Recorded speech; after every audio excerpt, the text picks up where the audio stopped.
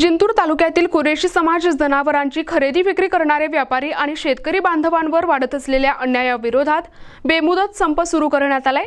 या संदर्भात समस्त कुरेशी समाजाच्या वतीने मूक मोर्चा काढून मुख्यमंत्री, उपमुख्यमंत्री, मुख्य सचिव, अल्पसंख्याक आयोग आणि पशुसंवर्धन मंत्री यांना जिंतूर तहसीलदारामार्फत लेखी निवेदन सादर करण्यात आले।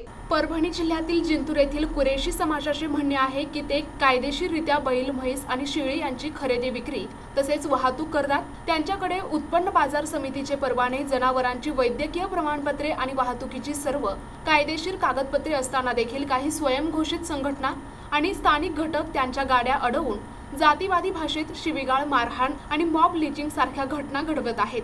तसेच बेकायदेशीरपणे गुन्हे दाखल करून जनावरे परत न करण्याचे प्रकार देखील सुरू आहेत, असा गंभीर आरोप कुरेशी समाजाने केला आहे। कुरेशी समाजाने शासनाकडे मागणी केली आहे की शासकीय नियमावली स्पष्ट करून कुरेशी समाजाला कायदेशीर संरक्षण देण्यात यावे। यासोबतच शासकीय स्लॉटर हाऊस तातडीने स्थापन करून गोरक्षकांच्या त्रासावर कठोर प्रतिबंध घालावा। पोलीस प्रशासनाने जनावरांची वाहतूक कत्तलीसाठी आहे की शेतकरी वापरासाठी याची सखोल चौकशी करूनच कार्यवाही करावी, अशी मागणी देखील करण्यात आली आहे। या दरम्यान अन्यायाविरोधात 17 जुलैपासून जिंतूर तालुक्यातील सर्व कत्तलखाने आणि खरेदी विक्री बाजारपेठा बंद ठेवून बेमुदत संप सुरू करण्यात आलाय।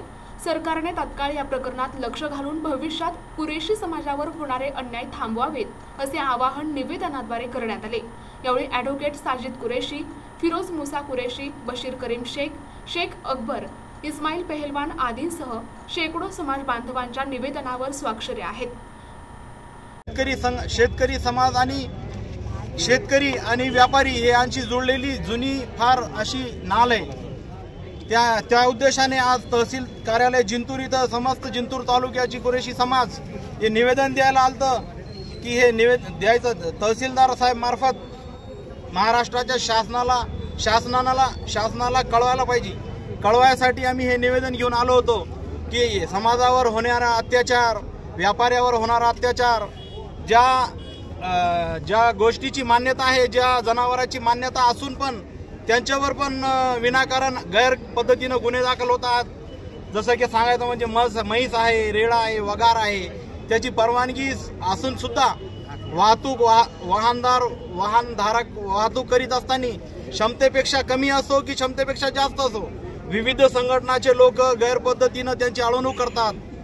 पोलिसांची मदत घेऊन त्यांच्यावर मॉब लिंचिंग सारखे मारहाण करतात। ते गाडीसोबत 1 किंवा 2 माणसं असतात, हे 10-5 लोक येऊन विविध संघटनाची नावं सांगून त्यांच्यावर गैर पद्धतीची मारहाण करतात। असूनही सुद्धा तसेच कायदेशीर गाडीचे कागदपत्र असूनही सुद्धा ते काही संघटनांनी, स्थानिक संघटना असो का कोणत्याही दलाची संघटना असो, त्यांनी बेकायदेशीररित्या कायद्यात हातात धरून गाड्या रस्त्यामध्ये अडवून वाहतुकाची गाड्याची नोंद रस्त्यामध्ये अडवून त्यांना ड्रायव्हरला मारहाण करणे, शिवीगाळ करणे, गाड्याचा नुकसान करणे, तसेच पोलिसांना फोन लावून सांगितले की अशी कृत्य करत आहेत कुरेशी बिरादरी व्यापारी लोक, परंतु बेकायदेशीररित्या कोणत्याही प्रकारची चौकशी न होता लोकांवर कायदेशीर FIR फाडून त्यांच्यावर गुन्हा नोंद होत आहे। तसेच आपल्या महाराष्ट्रामध्ये लोकांच्याकडे दाखले असूनही सुद्धा काही लोक शेतकरी बांधव आहे, काही व्यापारी लोक आहे, त्यांना गरज असती, पैशाची गरज असती, वेळोवेळी त्यांना पैशाची अडचण निर्माण होत आहे, तर वेळोवेळी त्यांना जनावरांची खरेदी विक्री करतात। परंतु असे नाही का ते लोक शेतकरी असो का कुरेशी बिरादर असो, टोटल जनावरे ज्याची कायद्यानुसार परवानगी आहे ते तर कदाचित पुढील भविष्यामध्ये कायद्याच्या पुढील परवानगीशिवाय कधी कत्तलखाने केलेले नाहीये। ज्या कायद्याने परवानगी दिलेली जनावरांची कत्तलखानीसाठी। प्रतिनिधी रियाज चाऊस, NTV न्यूज मराठी, जिंतूर।